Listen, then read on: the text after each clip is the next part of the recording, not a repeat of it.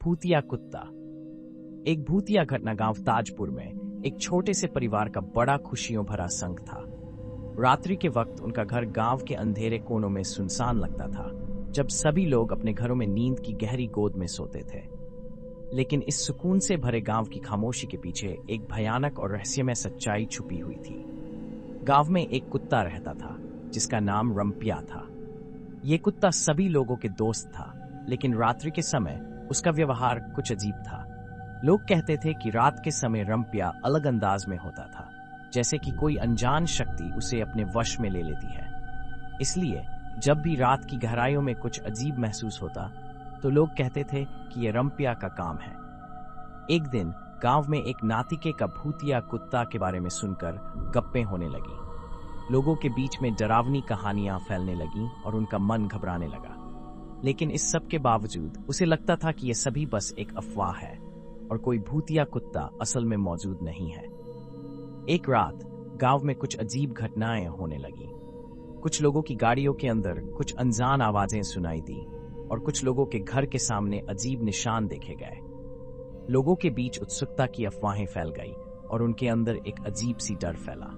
उस रात रामू ने अपने गांव के चौराहे पर गार्ड करने का निर्णय किया। वह रंपिया के साथ लगा हुआ था और दोनों ने अपने चौराहे की रक्षा करने का फैसला किया। लेकिन जैसे ही रात का पर्दा गिरा, रंपिया अदृश्य हो गया। रामू ने बड़े ध्यान से गांव के चारों ओर देखा, लेकिन रंपिया कहीं भी नहीं दिखा। तभी अचानक एक भयानक आवाज सुनाई दी और वह रामू के अंदर भय का आदर्श उत्पन्न हो गया। उसने विशाल अंधेरे में आवाज के स्रोत की ओर देखा और धीरे धीरे उसके पास चला गया। जब वह उस जगह पहुंचा तो उसने कुछ आश्चर्यजनक देखा।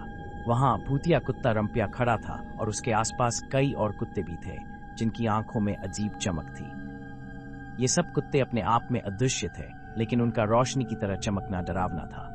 रामू ने अपने दिल की धड़कनों को नियंत्रित किया और धीरे धीरे आगे बढ़ा। उसने देखा कि ये सभी कुत्ते एक किस्म के साइकिलिक आवाज में घूम रहे थे, जैसे कि उनकी एक अद्भुत रस्म थी।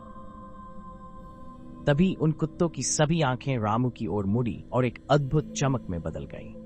उसकी हालत अब भयानक थी, क्योंकि अब उन्होंने महसूस किया कि वह अपने अंदर कुछ अजीब मानवता का अनुभव कर रहा है।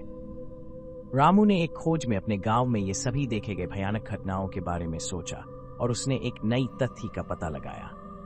ये सभी कुत्ते असल में उसी गांव के लोगों के पुराने और अपार्थिव आत्माओं की आवाज थे, जो उस जगह में बंधे हुए थे। इस घटना के बाद रामू ने लोगों को समझाया कि वहां के भूतों की आवाज उनके ही थी और उन्होंने उनके वास्तविकता को समझा। लोगों ने रामू की बातों को सुना और समझा और उनके मन में साहस की नई किरण जगी। इस भूतिया कुत्ते की कहानी ने उनकी धार्मिक और सामाजिक धारा को भी बदल दिया।